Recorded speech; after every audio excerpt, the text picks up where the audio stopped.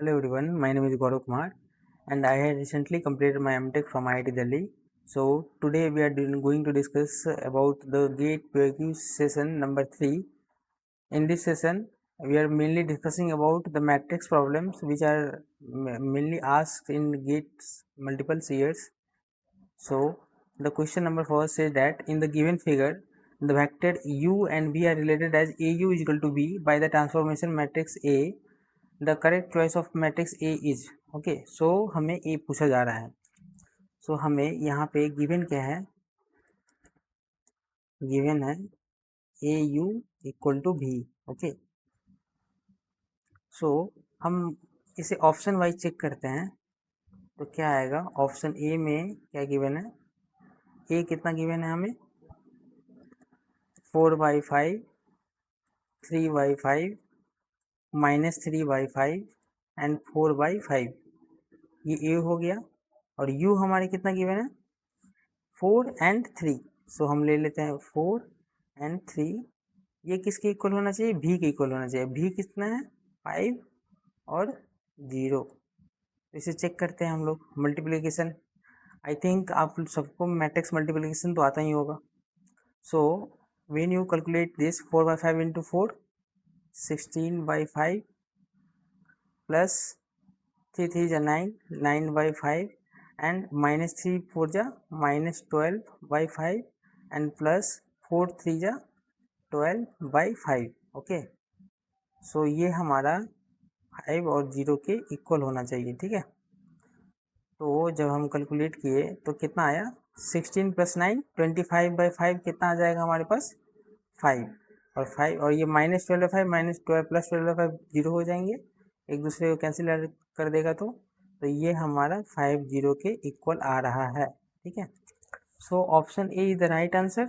If you check the option number second, देखो option number B. Okay, अगर हम ए का वैल्यू 4/5 लिए, -3/5 लिए, फिर 3/5 एंड 4/5, ये दिस वैल्यू इज ए, ये इस एंड यहाँ पे कितना है 4 3 एंड 5 0, इसके इक्वल आ रहा है कि नहीं आ रहा है वो हमें चेक करना है।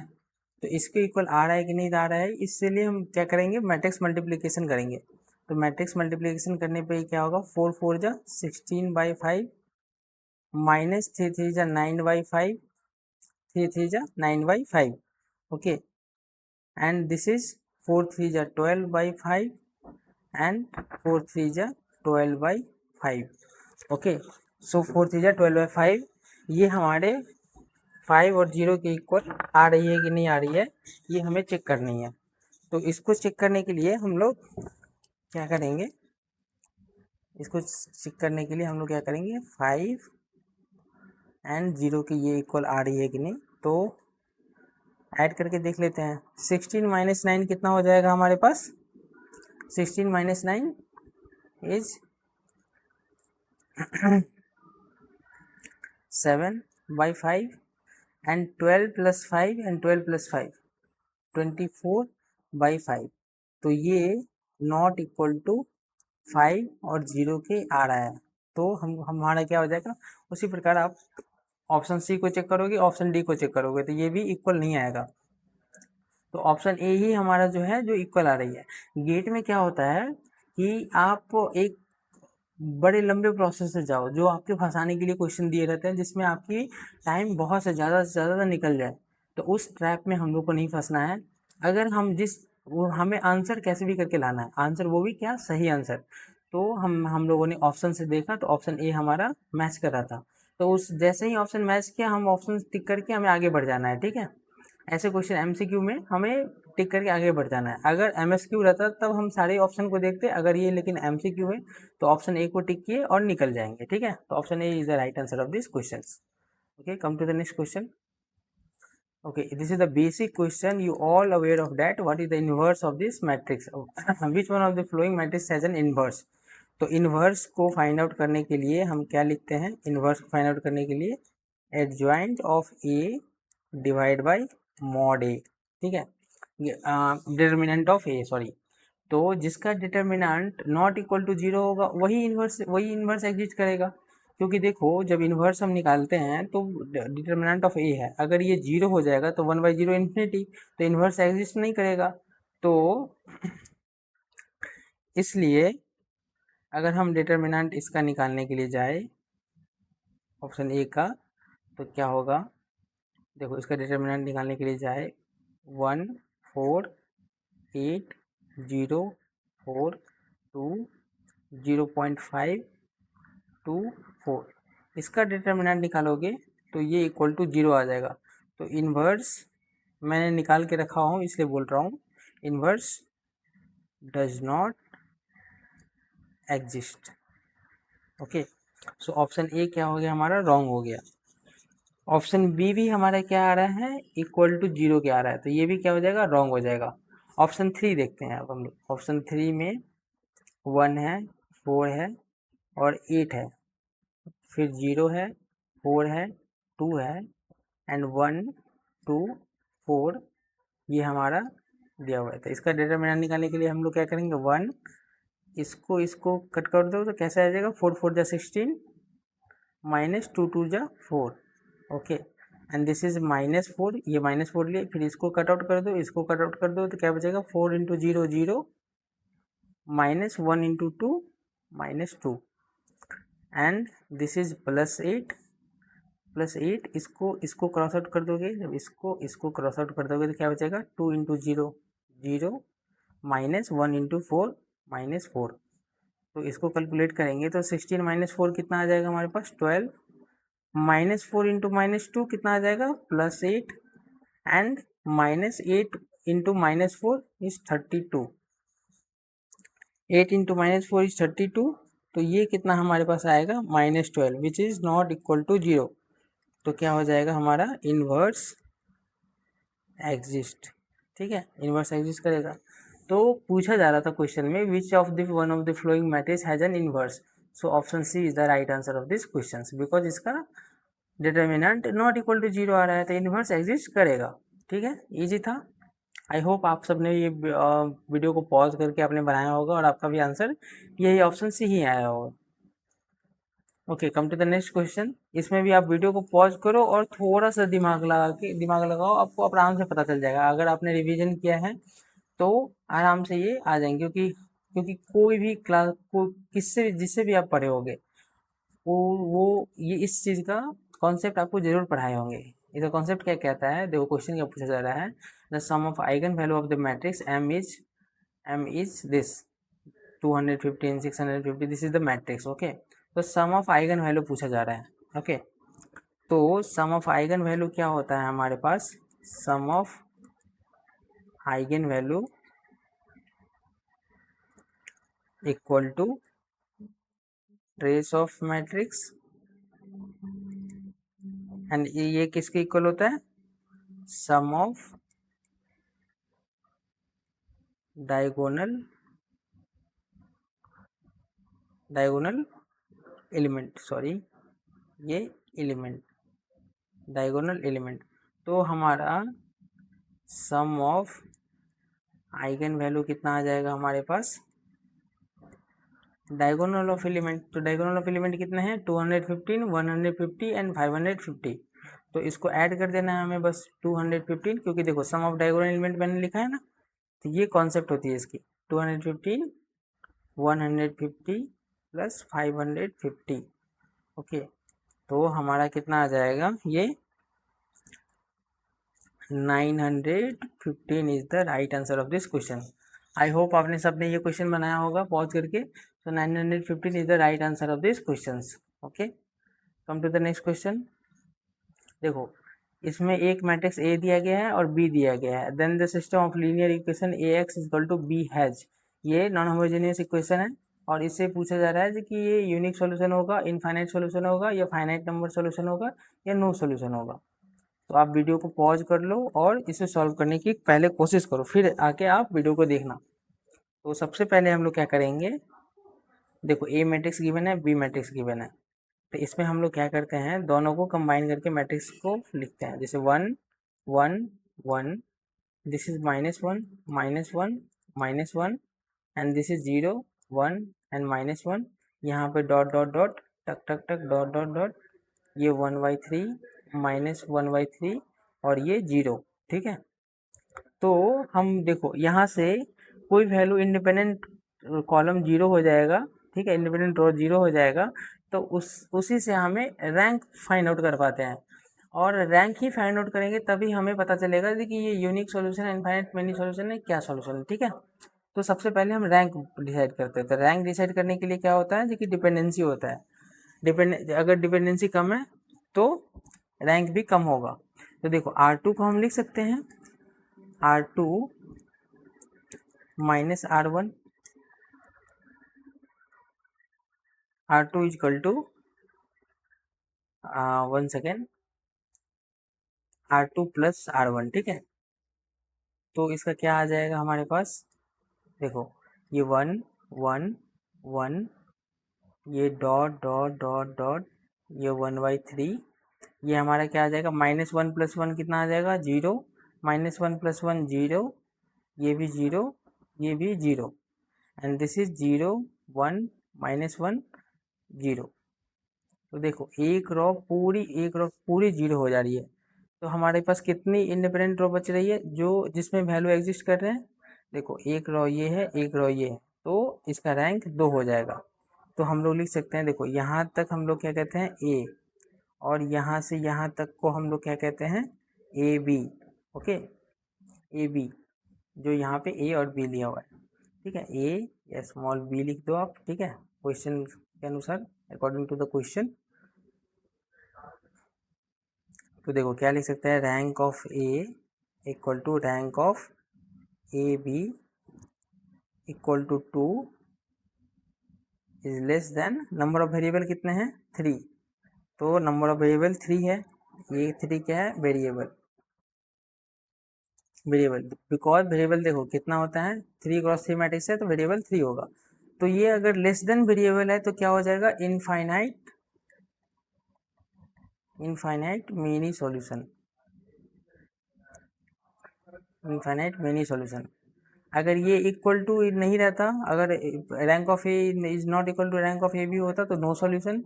अगर rank of A B equal to rank variable के इक्वल हो जाता, 3 के इक्वल हो जाता, तो क्या होता यूनिक सॉल्यूशन। बट यहाँ पे लेस देन 3 है, वेरिएबल से लेस देन है, 2 आया है हमारा रैंक जो कि 3 से लेस है, तो इनफाइनाइट मेनी सॉल्यूशन होगा। तो option B is the right answer of this question. Okay, so now come to the question number 4th। Okay, sorry 5th number question. इसमें पूछा जा रहा है जी कि आप एक पी मैट्रिक्स दिया गया है, उसके बाद पी स्क्वायर की वैल्यू क्या होगी, वो रिलेशन पूछा जा रहा है। तो सबसे पहले हम लोग क्या करेंगे, पी स्क्वायर की वैल्यू निकालेंगे। तो पी स्क्वायर की वैल्यू निकालने के लिए हम लोग क्या करेंगे, पी इंटू पी। तो पी कितना गिवन है 2 1 और 0, -1 0 0 एंड 0 0 1। इसका मैट्रिक्स मल्टीप्लिकेशन सेम से करना है हमें ना, 2 1 0 -1 0 0 एंड 0 0 1। ओके, तो इसका वैल्यू कितना निकल के आएगा हमारे पास, इसका वैल्यू निकल के आएगा हमारे पास, मैं पहले से ही इसका मल्टीप्लिकेशन करके रखा हुआ हूँ, आप मल्टीप्लाई करके देख लेना। इसका वैल्यू आएगा 3 2 0 एंड ये -2 -1 0 एंड दिस इज 0 0 1। ओके, अब हमसे क्वेश्चन में क्या पूछा जा रहा है 2p। तो 2p करेंगे तो हमारे 2 इंटू क्या हो जाएगा 2 1 0 -1 0 0 एंड दिस इज 0 0 1। ओके, तो ये हमारा वैल्यू कितना आ जाएगा 2p का 4 2 0 -2 0 0 एंड दिस इज 0 0 2। ओके, तो अब देखो पी स्क्वायर किसके इक्वल आ रहा है, देखो पी स्क्वायर मैं बोल रहा हूँ 2p - i के इक्वल आ रहा है, क्योंकि मैं देखिए कैलकुलेट करके मैं देख लिया हूँ। ठीक है, तो कैसे आएगा, देखो पी स्क्वायर का वैल्यू कितना गिवन है, पी स्क्वायर जो हम लोग निकाले अभी, ये 3 2 0 and -2 -1 0 and this is 0 0 1. Okay, 2p का वैल्यू कितना आया?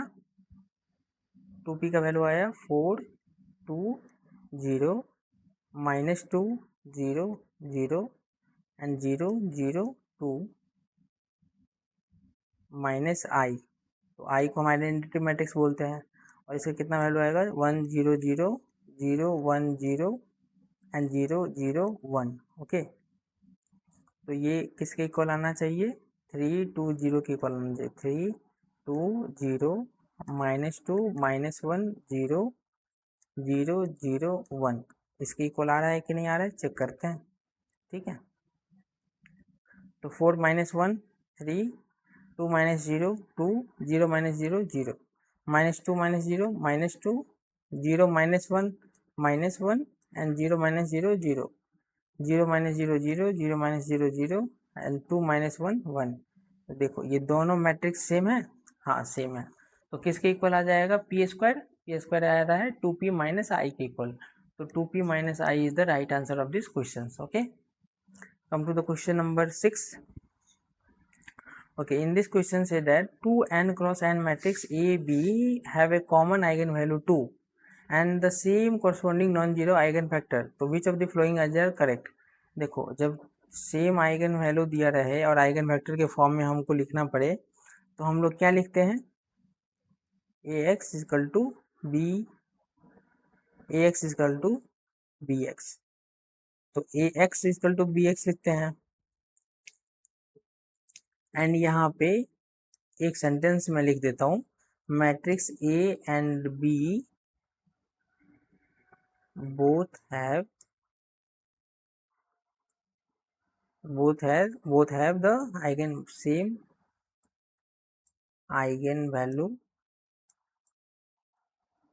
2. ओके, 2. तो यहाँ पे क्या आ जाएगा हमारे पास? So we can write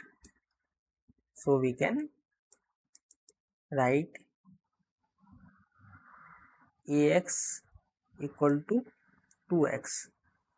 ax equal to 2x. यहाँ पे लेमडा लिख दो इसको, ये लेमडा.